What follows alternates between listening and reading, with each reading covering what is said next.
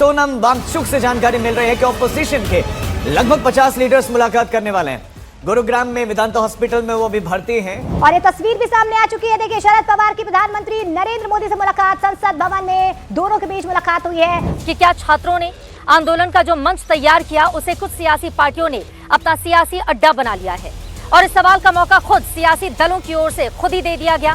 सही है कि पुलिस वाले थोड़ा मतलब मुझे घसीट के ले गए, बट कान में कह रहे थे कि इस सरकार को हटाइए। एक्चुअली मैं राजस्थान का हूं, इनको हटाइए। हम सिर्फ वर्दी पहने हैं। दूसरा कह रहा है मैं हरियाणा का हूं, इनको हटाइए। तो दैट सेंटिमेंट इज देयर। बीच एक बड़ी खबर आपको बता दें, हिंसा पर फेक न्यूज फैलाने पर होगी बड़ी कार्रवाई। तो आप देखिए, दिल्ली पुलिस ने एक लिस्ट बनाई है।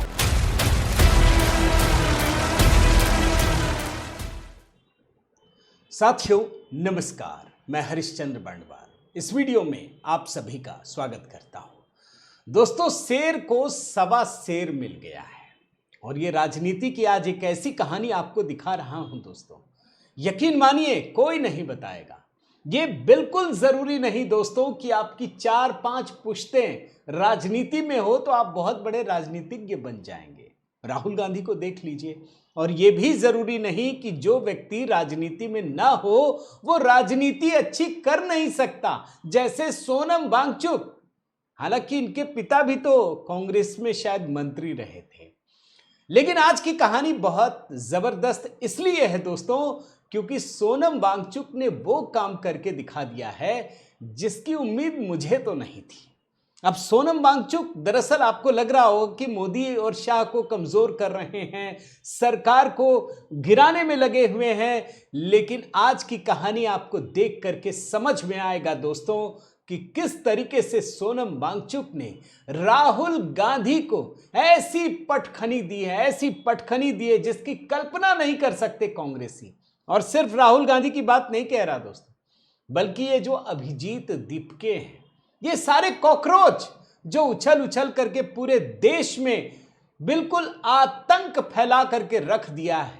मैं क्यों कह रहा हूं, इस बात को ध्यान में रखिएगा, क्योंकि पिछले कुछ दिनों में जो हिंसा हो रही है ना, वो किसी भी कीमत पर विद्यार्थियों का आंदोलन नहीं कहा जा सकता। जिस तरह के बयान आ रहे हैं दोस्तों, ये सारी चीजें तो आज के वीडियो में मैं जो दिखाने जा रहा हूं कि किस तरीके से राहुल गांधी पर सोनम वांगचुक भारी पड़े हैं, उन्हें झटका दिया है।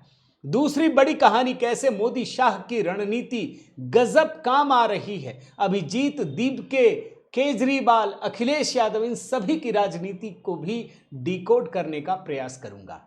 मेरा निवेदन है दोस्तों, जरूर कमेंट कीजिएगा। आप सभी को जय सिया राम इसी अभिवादन के साथ शुरू कीजिएगा। एक कमेंट तो जरूर लिखिएगा दोस्तों, क्योंकि आप जब लिखते हैं तो हमारी भी ताकत बढ़ती है और देश में एक नई आवाज भी, एक नई उम्मीद भी जगती है। कुछ विंडो से शुरू करता हूं दोस्तों। पहले ये विंडो देखिए, 3 विंडो। ये 3 विंडो क्या है दोस्तों, आप समझिए मैंने क्यों बनाया है।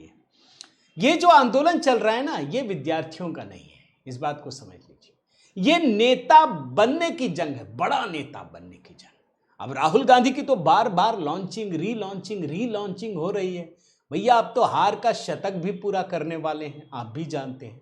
तो कितनी रीलॉन्चिंग होगी पता नहीं, लेकिन मैंने आपको दोस्तों परसों ही कह दिया था कि एक आइकॉनिक तस्वीर राहुल गांधी की निकल कर आएगी, वो आ गई है। तो राहुल गांधी बड़ा नेता बनना चाह रहे हैं, माहौल को कैश करना चाहते हैं। दूसरे सज्जन हैं अभिजीत दीपके। भाई जब ये आंदोलन करने गए राहुल गांधी, तो ये जो आम आदमी पार्टी है इनको मिर्ची लगी। क्यों? क्योंकि जिस अभिजीत दीपके को खड़ा कर रहे थे उसकी तो खत्म हो गई ना सारी राजनीति। तो अभिजीत दीपके कैसे बड़ा आदमी बने, ये भी एक सवाल है। और तीसरा, सोनम वांगचुक ये क्यों कर रहे हैं? कोई रियल मकसद नहीं, कोई विद्यार्थी ये सब कुछ नहीं है दोस्तों। इनको बड़ा नेता बनना है, ये बात आप समझ लीजिए। तो ये 3 लोगों की जंग चल रही है और पीछे सारे लोग जुड़े हुए हैं। एक और 3 विंडो दिखाता हूं दोस्तों। माफ कीजिएगा, ये देखिए, सोनम वांगचुक ने 2 बार राहुल गांधी को झटका दिया है। भाई सोनम वांगचुक पे सवाल उठने लगे। ये पहले विंडो से आप देखकर समझ जाइए कि सोनम वांगचुक पर सवाल कौन उठा रहा है। जिन लोगों ने उनको अन्ना बना करके बिठाया था वही सवाल उठा। बेचारे अकेले सज्जन नहीं है जो 20 दिन से ज्यादा उपवास किए, मरणासन हो गए, इन्हीं पे सवाल उठा रहे हैं। लेकिन दो झटके क्या है ये आप समझिए। पहला झटका, ये जो चिट्ठी है 20 जुलाई की है। इस दिन सोनम वांगचुक ने खुद से, जब अस्पताल वो गए, जब उनको लेकर गए पुलिस वाले, तो उसके बाद उन्होंने इजाजत दी कि हाँ मेरा इलाज करो, मुझे देखो। ये मरने के लिए थोड़ी आए भाई, ये अच्छा काम करना चाहते होंगे ना, तो इन्होंने इजाजत दी। दूसरा, इन्होंने लिख दिया कि मैं 3 मांग रखता हूं। उस 3 मांग में क्या था? शिक्षा व्यवस्था को ठीक करना, राजनीतिक दल संसद में मुद्दे को उठाएं और अलग अलग सांसद आकर के मुझे बता दें अस्पताल में। कहीं पर भी धर्मेंद्र प्रधान के इस्तीफे की मांग नहीं थी। यानी सोनम वांगचुक ने एक ऐसी लाइन ली जो व्यवहारिक लाइन थी, जिसमें उनको मरने का खतरा नहीं था। जो सब उनको शहीद बनाने में लगे हुए थे ना, वो समझ गए तो मार देंगे सब। तो यहां पहला झटका दिया राहुल गांधी को। अगर इनके साथ कुछ अनहोनी हो जाती तो फिर तो आप खुद ही समझ लीजिए कि राहुल गांधी कितना बड़ा तूफान खड़ा करने की कोशिश करते। और दूसरा झटका दोस्तों कल दिया, ये चिट्ठी लिख करके इसमें एक ऐसी बात कह दी जिस पर मैं अभी विस्तार से कहूंगा। ये चिट्ठी इसलिए लिखी गई है दोस्तों कि राहुल गांधी जो सोनम वांगचुक ने बीज बोए ना 3 हफ्ते से आमरण अनशन करके, उस बीज के जो फसल लहलहा रहे हैं ना, उसको काटने के लिए राहुल गांधी कूद पड़े। ये दूसरी चिट्ठी लिखी गई है, इसके बारे में अभी बताता हूं। ये 2 झटके हैं दोस्तों। अब मैं आगे बढ़ूं उससे पहले कुछ आपको पिक्चर बताता हूं, बिग पिक्चर। इस समय की बिग पिक्चर क्या है? जो मूवमेंट पिछले कई दिनों से चल रहा है, कई हफ्ते से चल रहा है, अभी स्थिति क्या है दोस्तों कि ये आंदोलन किसी के भी काबू में नहीं है, ये फेसलेस है। अब ये सिर्फ जंतर मंतर की बात नहीं है, ये देश के अलग अलग हिस्सों में फैल चुका है। कब कौन सी अनहोनी घट जाए किसी को नहीं पता दोस्तों। रात में तस्वीर एकदम अलग होती है, हमला, ऐसा लगता है कोई टेररिस्ट घूम रहे हो। बिल्कुल माहौल अलग सा होता है, दिन में अलग सा होता है, दोपहर में अलग होता है, पल पल तस्वीरें बदल रही हैं। हर कोई कुछ ना कुछ मांग रहा है, हर किसी की कुछ ना कुछ चाहत है। मैं बिग पिक्चर अभी आपको बता रहा हूं। जैसे अभिजीत दीपके, उसने स्टैंड बदल लिया। अब उसकी जो इच्छाएं हैं ना वो असीम हो गई हैं। सरकार मेरे पास आए जंतर मंतर पे, तब बात करेंगे। अभिजीत दीपके अमेरिकी रिटर्न है। दूसरा, राहुल गांधी, इनका अपना एजेंडा है दोस्तों। पहले तो बोल रहे थे चर्चा करा, अब बोल रहे नहीं धर्मेंद्र प्रधान का इस्तीफा दो। और फिर इन्होंने प्रेस कॉन्फ्रेंस भी की। तीसरे, केजरीवाल, अखिलेश यादव, ममता बनर्जी, इन सब का अपना अपना एजेंडा चल रहा है। लेकिन मैं बिग पिक्चर में आपको ये जो दिखा रहा हूं कि देश के कई शहरों में हिंसात्मक प्रदर्शन चल रहे हैं। पटना, जयपुर, भोपाल, कई जगहों पर लाठीचार्ज, एक दूसरे पे पत्थर फेंकना, इस तरह की घटनाएं हो रही हैं दोस्तों। और दूसरा, आप चले जाइए जंतर मंतर, जा नहीं पाएंगे। मीडिया कर्मियों को इस तरीके से परेशान किया जा रहा है, महिला पत्रकारों के साथ अपमानजनक भाषा, हैरेस किया जा रहा है, उनके साथ शारीरिक रूप से समझिए परेशान करने की कोशिश की जा रही है। सरकार के लिए बड़ा आसान है, कभी भी भैया अब ये हिंसात्मक हो चुकी है, सरकार किसी भी समय इसको कुचल सकती है, ये सब कोई जानता है। तो ये इस समय की बिग पिक्चर है। अब आपको मैं सोनम वांगचुक पे लेके आता हूं। सोनम वांगचुक और राहुल गांधी की कहानी ध्यान से समझिएगा दोस्तों। कैसे सोनम वांगचुक ने मतलब पछाड़ा है, ये तभी आपको समझ में आएगा। आपको पता है दोस्तों कि 2 केंद्रीय मंत्री जेपी नड्डा और जितेंद्र सिंह, इन दोनों ने मिलने के लिए ये सीधे चले गए गुरुग्राम मेदांता अस्पताल।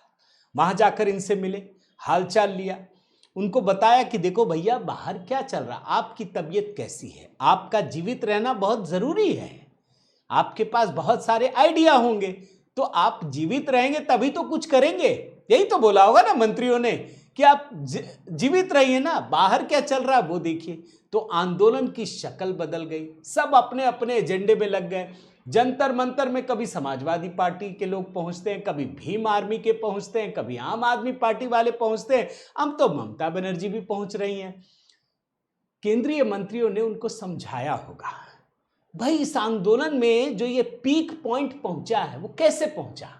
आपने न किया आमरण अनशन, आपने 3 हफ्ते से ज्यादा अपने शरीर को गलाया है, आप मरणासन स्थिति में हो गए। तो भाई आपकी मांग क्या है बताओ तो सही, हम करेंगे ना। अगर जेन्युइन मांग होगी तो हम तो आम आदमी की करते हैं। मुझे पता है कि एक किसी ने, महिला ने उनके ऊपर जो दुपट्टा या गमछा था लिख दिया, मोदी जी ये हमको दे दीजिए। मोदी जी ने भिजवा दिया। अरे मोदी जी जब छोटे छोटे बच्चे एक अनजान व्यक्ति की इच्छा पूरी कर सकते हैं तो इस आंदोलन की क्यों नहीं कर सकते, अगर उनको नेक लगेगा। अब समझिए, तो दोनों मंत्रियों ने उनको समझाया कि बीज तो आप बो रहे हैं, फसल तो कोई और काट रहा है, तो भाई अपनी मांग रखो और हम पूरी करने के लिए तैयार हैं, हम तो मिलने आए हैं आपसे। और उसके बाद दोस्तों सोनम वांगचुक को ये बात समझ में आई होगी, ये मैं अपनी तरफ से कह रहा हूं। और सोनम वांगचुक ने एक चिट्ठी लिखी, उसको सार्वजनिक किया। अब उस चिट्ठी को आप पढ़िए, आपको समझ में आएगा कि कहानी कितनी बड़ी है। कैसे सोनम वांगचुक को समझ में आ गया कि इनका फायदा राजनीतिक दल उठाने जा रहे हैं। मैं जरा कुछ हिस्सा पढ़ता हूं। मैं सरकार से सम्मान पूर्वक यह स्पष्ट आश्वासन चाहता हूं कि इस आंदोलन में भाग लेने वाले किसी भी युवा प्रदर्शनकारी को किसी दंडात्मक या प्रतिशोधात्मक कानूनी कार्रवाई का सामना नहीं करना पड़ेगा। उनका एकमात्र अपराध एक निष्पक्ष और जवाबदेह शिक्षा प्रणाली के लिए आवाज उठाना रहा है। कोई प्रॉब्लम नहीं, आगे बढ़िए। अब मैं आपको चिट्ठी दिखा रहा हूं, आप चिट्ठी को देखिए। और अगर ऐसा आश्वासन दिया जाता है तो मैं इस भरोसे के साथ अपना अनशन खत्म करूंगा कि सरकार ने न केवल मेरी अपील सुनी है बल्कि लाखों युवा भारतीयों की आकांक्षाओं को भी समझा है। अब चिट्ठी में जो लिखते हैं मेन पॉइंट पे लेके आता हूं। कल रात अस्पताल में मुझसे मिलने और मेरा अनशन खत्म करने की आपकी अपील के लिए धन्यवाद। हमारी बातचीत के दौरान आपने मुझे भरोसा दिलाया कि सरकार इन बातों पर सकारात्मक रूप से विचार करेगी। और इसके बाद दोस्तों ध्यान से देखिए, इस चिट्ठी में 2 पॉइंट लिखे हैं अंग्रेजी में, एडिक्वेट कॉम्पनसेशन और दूसरा है मीनिंगफुल डिस्कशन। मैं हिंदी में पढ़ता हूं दोस्तों, आप जरा इस चीज को ध्यान से पढ़िएगा, आपको समझ में आएगा इसमें खेल छिपा है। परीक्षा का पेपर लीक होने के बाद आत्महत्या करने वाले छात्रों के परिवारों को उचित मुआवजा देना। भाई कोई भी दे सकता है, ये तो जो राज्य सरकार होगी वही दे देगी कि भाई इसने किया है। लेकिन ये मामला जो है ना वो खुल जाएगा एक बार, फिर तो सब आत्महत्या करने के लिए प्रेरित होंगे। आप समझिए बड़ा खतरनाक है वैसे कि अगर किसी ने आत्महत्या की है और उसको दिया जाए, फिर तो जितने बच्चे हैं अब गरीब घरों में बोलेंगे यार क्या कर लेंगे, आत्महत्या कर लो। ये बड़ा खतरनाक है, मेरी अपनी राय है। दूसरा देखिए, जवाबदेही तय करने के लिए संसद में सार्थक चर्चा जिसमें माननीय शिक्षा मंत्री के इस्तीफे पर विचार करना भी शामिल है। यानी धर्मेंद्र प्रधान का इस्तीफा हो ही, ये नहीं है। मैं अंग्रेजी में पढ़ देता हूं इस हिस्से को। A meaningful discussion in parliament to ensure accountability, वो डिस्कशन के लिए तैयार है, including consideration of the resignation of the honourable education minister. Consideration, विचार कीजिए। अरे तो मंत्रिमंडल में तो फेरबदल होना ही है भाई। मोदी जी तो कुछ भी कर सकते हैं ना, एजुकेशन मिनिस्टर किसी को भी बना सकते हैं, उसमें क्या है। यहां तो बड़े बड़े मंत्रालय बदलेंगे। यानी यहां आकर ये बात समझ में आती है कि अब फिर से सोनम वांगचुक ने पूरे आंदोलन की जो बागडोर है ना वो अपने हाथों में थाम ली है, पकड़ लिया उन्होंने कस करके। क्योंकि देखिए बाकी लोगों की मांग याद कीजिए, अभिजीत दीपके कि यहां आकर बात करो, इस्तीफा दिलवाओ। राहुल गांधी भी वही कह रहे हैं, ये नहीं कह रहे। आगे इस चिट्ठी का कुछ और हिस्सा पढ़ता हूं दोस्तों। खत्म करने के लिए क्या शर्तें रखी है। आपकी यात्रा के बाद अलग अलग राजनीतिक दलों के लगभग 65 सांसदों ने मुझे पत्र लिखा है। कुछ लोग पहले ही आ चुके हैं, बाकी ये सब लिख रहे हैं। वांगचुक आगे लिखते हैं, मैं उनसे सहमत हूं, मैं जीना चाहता हूं, मैं अपने छात्रों, शिक्षा और उस काम में लौटना चाहता हूं जिसने मेरे जीवन को एक पहचान दी है, लेकिन मैं उन युवाओं की कीमत पर ऐसा नहीं कर सकता जिसके लिए यह आंदोलन शुरू हुआ है। मैं सरकार से सम्मानपूर्वक यह स्पष्ट आश्वासन चाहता हूं कि इस आंदोलन में भाग लेने वाले, वो मैंने बता दिया, अगर ऐसा आश्वासन दिया जाता है तो मैं ये खत्म कर दूंगा। ऐसे आश्वासन के अभाव में मैं अनिश्चित काल तक अपना अनशन जारी रखने के लिए मजबूर हो जाऊंगा। यानी बात एकदम क्लियर कट हो गई और यहीं से नई दिशा खुलती है दोस्त। यहीं से सोनम वांगचुक ने अपने आंदोलन को, जो उसका परिणाम है, जो उसका कंक्लूडिंग पॉइंट है दोस्तों, उसको पकड़ लिया है। अब ये क्यों महत्वपूर्ण है आप समझना चाहते हैं ना, आपको राहुल गांधी पे लेके आना होगा। भाई राहुल गांधी के सिर्फ इस हेडर को पढ़ लीजिए। ये मैं पहला व्यक्ति हूं दोस्तों, मैं आपको कह सकता हूं, आप भी लिखते हैं, ये हमारी और आपकी सहभागिता का परिणाम है कि हम एक ऐसी दिशा में इस नैरेटिव को लेकर जा रहे हैं जो कोई नहीं देख पा रहा, ना मेन स्ट्रीम मीडिया ना सोशल मीडिया। दोस्त क्या लिखा है, नाक से निकलते खून, जंजीर में जकड़े जॉर्ज, राहुल गांधी को विद्रोह का पोस्टर बॉय बनाने का कांग्रेसी प्लान। अद्भुत ऐसी तस्वीर दोस्तों, और इसी को तो मसाला फिल्म की तरह वो सुना रहे हैं, गुन रहे हैं। क्या है, पुलिस ने घसीटा, पंच मारे और नाक मुंह से निकला खून। भाई एक ऐसा चांदी का चम्मच लेकर पैदा होने वाले ग्लास बॉय राहुल गांधी, उसको घसीट दिया। गांधी परिवार का सदस्य कोई छू सकता है क्या? भाई आज के समय में लोगों को, नई पीढ़ी को यकीन नहीं होगा। उनको नेहरू, इंदिरा, राजीव, उनके जीवन को देखना पड़ेगा पहले। और ये जो जिस तस्वीर की मैं बात कह रहा था दोस्तों, ये वास्तव में जिस समय ये घटना हो रही थी ना, उसी समय मैंने कहा था ये पोस्टर बॉय बनेंगे। और ये आज के लिए ना, हमेशा के लिए। जब भी नेहरू की बात, अभी आज तक क्या होता है कि गांधी परिवार को कुछ बताने के लिए नेहरू, इंदिरा, राजीव इसमें जाना पड़ता है।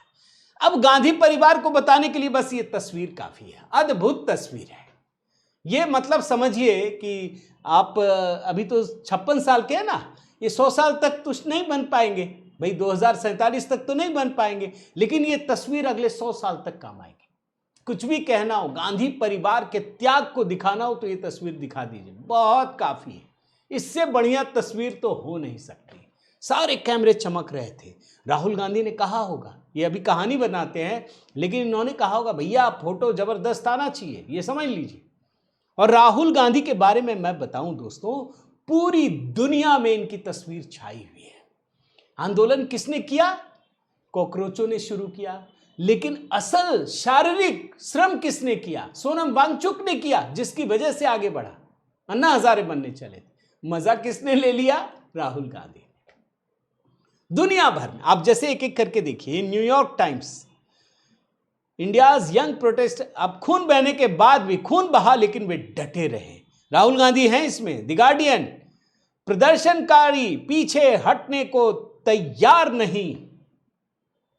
फाइनेंशियल टाइम्स दिखाता हूं आपको, ये देखिए, ये तस्वीर देखिए, इसमें भी है। ये सारे इंटरनेशनल न्यूज़पेपर, मीडिया संस्थानों को बता रहा हूं दोस्तों, ध्यान से आप देखिए, आपको सारी बात समझ में आ जाएगी।